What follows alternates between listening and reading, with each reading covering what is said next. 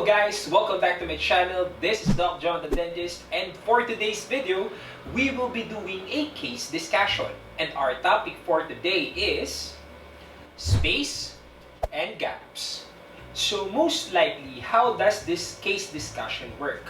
So basically, we are going to talk about the different treatments or procedures that we may consider for this kind of problem, and we are going to discuss if it's acceptable or not acceptable for this kind of cases. So as much as possible, we are going to discuss if the treatment or the procedure that you are thinking is suitable for this kind of problem, or maybe it can cause you problem after considering this kind of treatments. So if you think that you are related with this kind of problem, stay tuned and finish this video.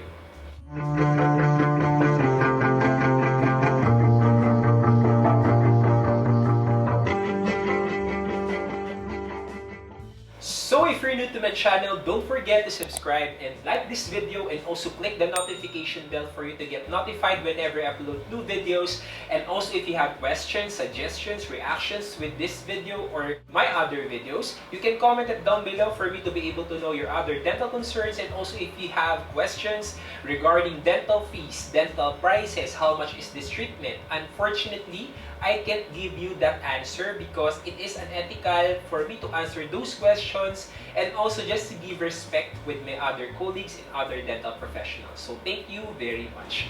So now let's go back to our main topic, which is spaces and gaps. So normally spaces and gaps is one of the main problems or main concerns of many Filipinos, considering that space and gaps came from, or it originated when we have big spaces on our molar area, or in Tagalog, on our bagang. Usually, here in the Philippines, the number one treatment that we consider the most is tooth extraction. So tooth extraction, or removing tooth on our oral cavity, will give us big spaces, and that big spaces will get filled with the tooth that is left on our oral cavity. So our teeth continuously moves, or in our dental term, continuously drifting. So drifting of tooth gives minor spaces or small spaces on our front teeth because it moves on the area where there is big spaces. So as much as possible, if we had tooth extraction, or we have big spaces and still we don't have small spaces in our front, considering filling those big spaces already. But if we have small spaces already on our front teeth, this video is just right for you because we are going to discuss the possible treatment options or procedures that we may consider for small spaces on our front teeth. Alright, so let's start. So first on our option is the most conservative treatment that we may consider, and that is dental braces. Why is it dental braces is the most conservative, for me, the most conservative treatment for treating small spaces or gaps on our teeth? It is because we are just moving teeth close together to close the space. Alright? We are not adding, we are not reducing, or we are not preparing the tooth, or we are not doing something with the tooth for it to close.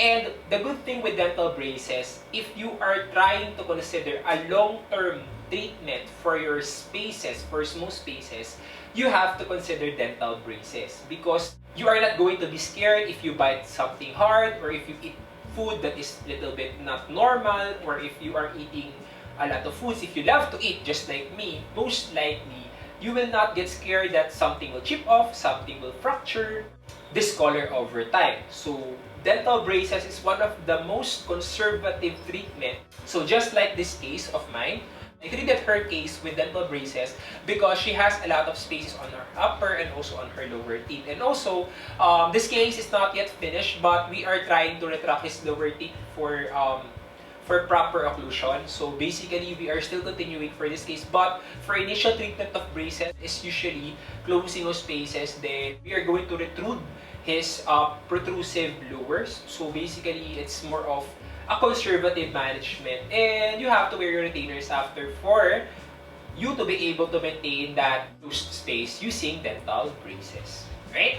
Next on our treatment option that we may consider for space closure for teeth gaps is composite filling or composite bonding. So why is it is on the second option? Actually, I'm considering this as a less conservative management of treating spaces or tooth gaps because we are just adding composite filling, or in Tagalog term, tooth pasta. Alright, tooth filling, like your restoration, composite bonding, it's just same procedure with different terms, but most likely it is closing the space using tooth filling or composite filling, or like your restorations. So basically, we are just going to place composite filling in between the tooth for it to be closed. The only concern for this kind of treatment is it is not for long term. Usually, this treatment is more of a short term treatment, considering that it is just bonded with the tooth.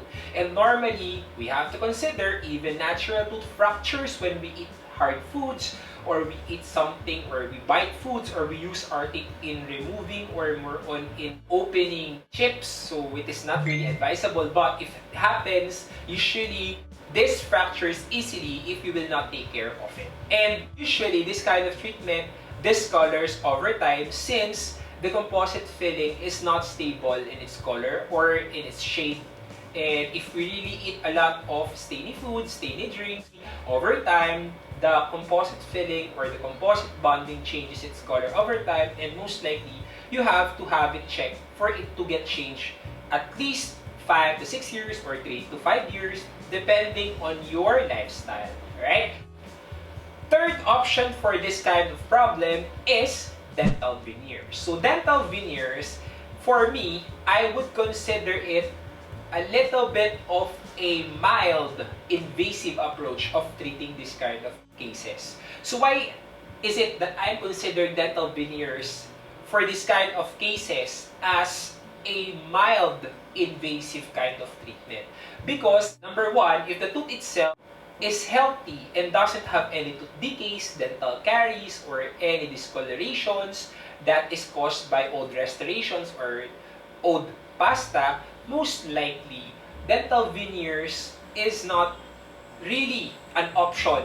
Why is it dental veneers is less invasive? Sometimes we may consider dental veneers as a treatment with tooth preparation, or sometimes we can also do non-invasive dental veneers because sometimes we can do dental veneers without tooth preparation. But normally or most likely, the dental veneers we are using or we are doing is usually has tooth preparation.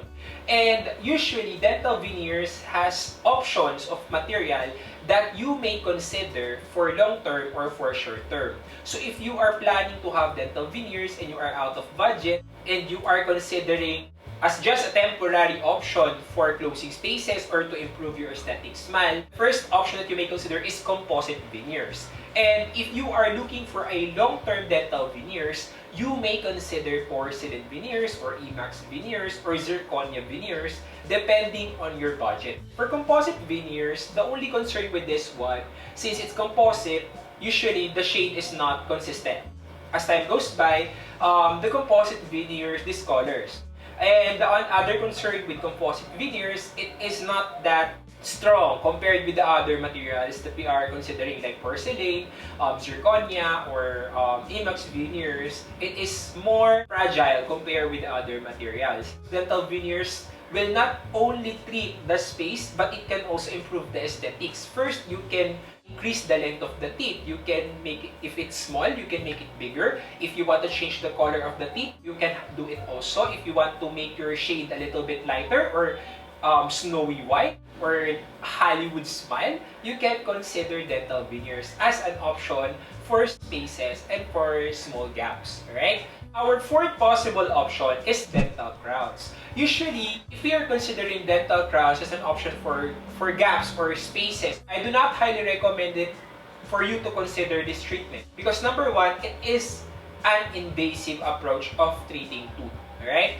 Because you are going to prepare the tooth not only on the front, but also on the back, on the sides, and on the top of the tooth.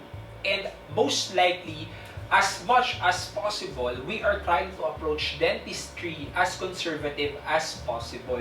Because once we remove tooth surface from the tooth, it will never go back. Specifically, if we are removing the enamel surface of the tooth, we cannot restore it and it will never restore itself again. So, if you are considering dental crowns for spaces or gaps, you have to think of it a million of times before considering this treatment. I would recommend the previous three options rather than choosing dental crowns. So hopefully guys, this video helps you to understand on what treatment to choose when you have this kind of problem.